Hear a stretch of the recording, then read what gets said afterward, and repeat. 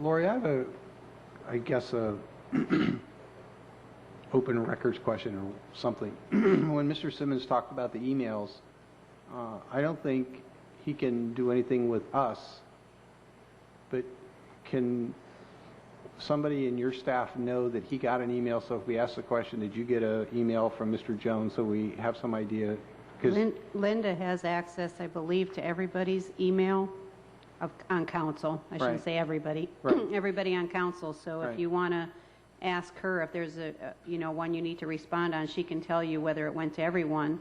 The other way, it depends on how the person sends it, but if they send it to all of you in one email, you can see the distribution. Well, it would be on the top. I mean, I don't see them, so I can't tell you how they're coming, but you can check with Linda. Well, oftentimes I'm getting them now. I'm getting them on my personal email at home.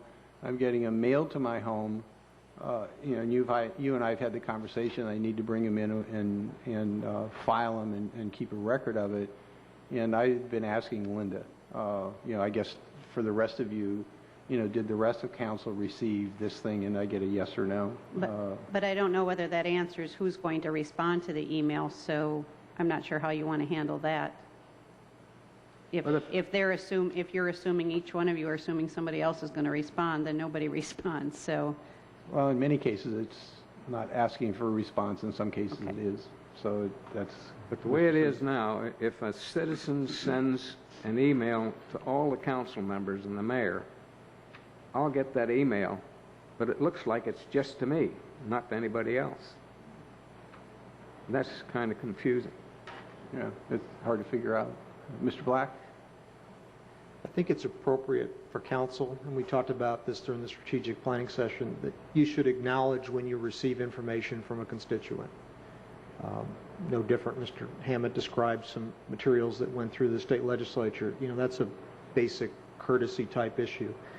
If they're providing comments for your consideration, there are also restrictions. In some events, when it's a planning or zoning piece, we're precluded, unless you register and keep track of who you talk to, from just responding or providing information, and we've gone through that.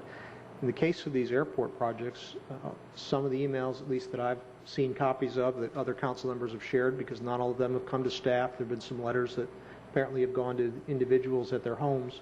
You need to bring them in so that we have them for a public record. And if you'd like us to assist with drafting a response, let us know. Just as I have gotten emails from members of the public and responded and have copied all of you on those responses so that you're aware of that. But I think at a minimum, if you're receiving an email to you individually, a simple acknowledgement that you've received that and will consider.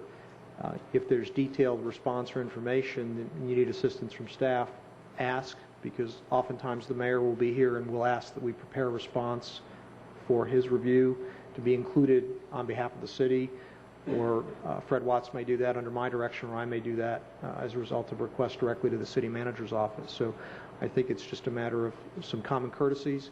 I know that some of them come in individually. They kind of check your individual emails and they just copy mass documents. Those are pretty easy to tell when you look at them, and Linda can assist us with helping you in those responses, because she does have access to all of your emails. I do not. Frankly, I don't want that. I've got enough of my own. But Linda's a great resource to assist with that. Okay. Next, there's a joint meeting scheduled with Sarasota County